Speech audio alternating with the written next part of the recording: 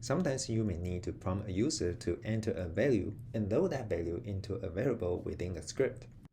Then watch this video to learn how to design that kind of script to be more interactive and user-friendly. The Linux command read can do the job for us. -p stands for prompt, which can let user know what to enter, followed by a prompt message, then the variable name to hold that value.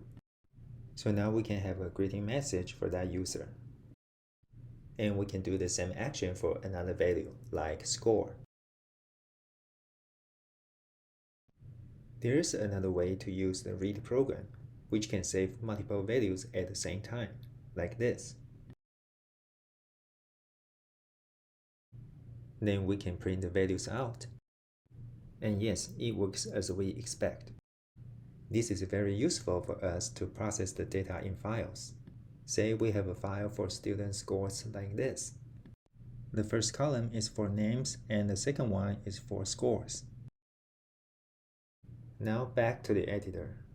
We have a while loop with a read program for names and scores.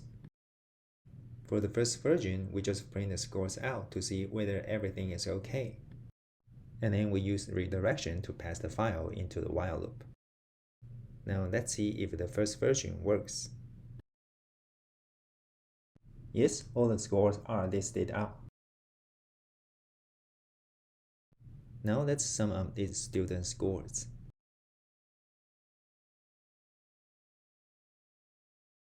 And let's see the final results. Yep, it's 221. So these are the two main usage of the read program. Now you can apply these techniques on your following scripts. Isn't it awesome?